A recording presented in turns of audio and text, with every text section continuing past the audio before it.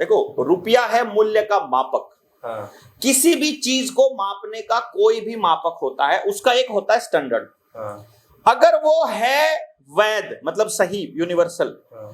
तो उसका होगा मापक होगा स्थिर अंक होगा। हाँ। और यदि वो है नकली तो वो बदलता घटता बढ़ता रहेगा। तो इसके अंदर एक बात आती है कि अगर उसका मापक है फिक्स तो रुपया है वैलिड, अगर उसका मापक बदल रहा है तो वो है इनवैलिड। और इसलिए एक बात इसमें कही जाती है हमेशा, एक तो वैध रुपए का जो मानक है वो स्थिरांक होता है जी, अवैध रुपए का घटता और बढ़ता रहता है। वैध रुपया जनता को, देश को शोषण से मुक्त रखता है और अवैध रुपया देश को भयंकर शोषण में लेके जाता है। और इसी में एक लाइन आती है कि रुपए में मौजूद सोने की मात्रा ही असल रुपया है। यानी आपने जो पैसा दिया, देखो आप तो दाल दिया करते थे, आप जो कपड़ा दिया करते थे, जो भी उत्पादन दिया करते थे, वो एक धन है।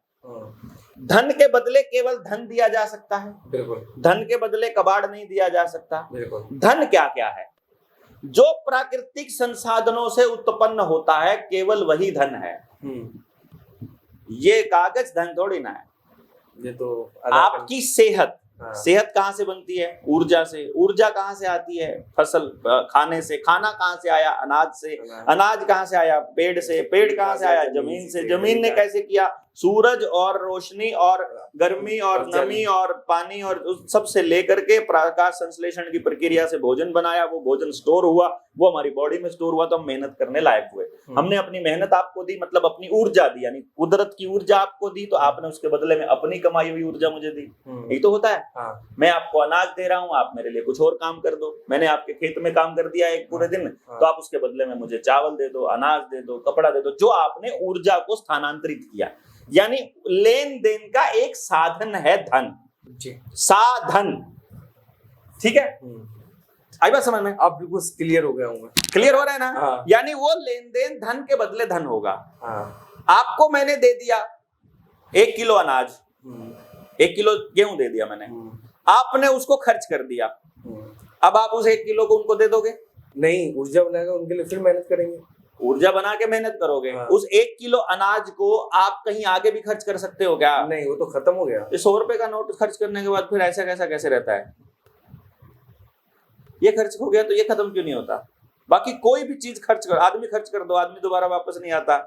अनाज खर्च कर दो, पानी खर्च कर दो, गेहूं खर्च, कुछ खर्च कर दो। अभी आपने जो बात बोली थी सोने रखने वाली, जब मैं पढ़ रहा था तो करीबन रिजर्व बैंक के पास लगभग 800 टन के समथिंग सोना है। Yes, 796 ton. देश के लोगों को ये बताना पड़ेगा कि जब आप बैंक में इस चांदी के नोट, सिक्के को और लोहे के सिक्के को लेकर जाओगे तो बैंक आपको ये बता देगा कि 1000 गुना की ठगी है। हाँ।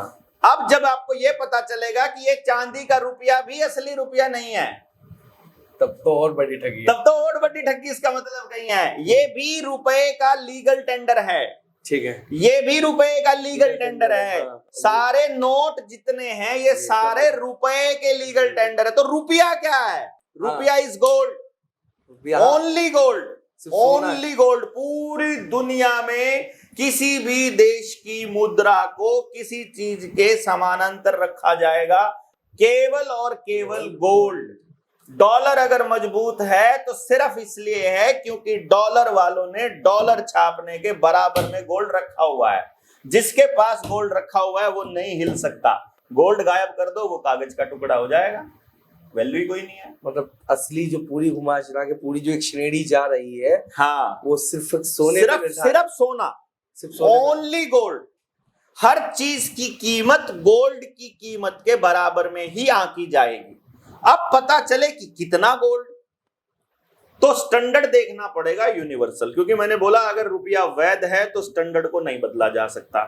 तो स्टैंडर्ड मिलता है पुराना कभी का 10 रुपए में एक मोहर, 10 रुपए में एक, ये स्टैंडर्ड है। बाद में 1882 में जो पेपर करेंसी एक्ट 1882 आया, उसमें सब मेंशन है किताब के अंदर, उसमें उन्होंने थोड़ा बदलाव किया और ये कहा कि 15 रुपए में एक मोहर मिलेगी जी। तो अभी जो हम 777 वाली जो बात बोलते हैं, हम इसी लिखित कानून के हिसाब से, चलो हम यूनिवर्सल कानून को अगर 1 सेकंड के लिए भूल भी जाएं भूल लें, फिलहाल के लिए इतना भूल रहे हैं कि चल कोई ना, पहले तू इसका कर ले हिसाब, उसका भी फिर तेरे से कर लेंगे। ठीक है। पहले तो ये तो कर। हाँ। या तो तू ये कह दे कि इस रुपए के पीछे कुछ रखा नहीं है तो ये कबाड़ का टुकड़ा हो गया, ठीक है। अगर कुछ रखा है तो वो क्या है वो बता। तो कोई ना कोई कानून के, अगर कुछ नहीं रखा तो किस कानून के तहत नहीं रखा, बिना रखे छाप कैसे दिया, पहले तो ये बता। हाँ। देश के लोगों का शोषण कैसे कर दिया तुमने इसको शोषण का साधन बना दिया।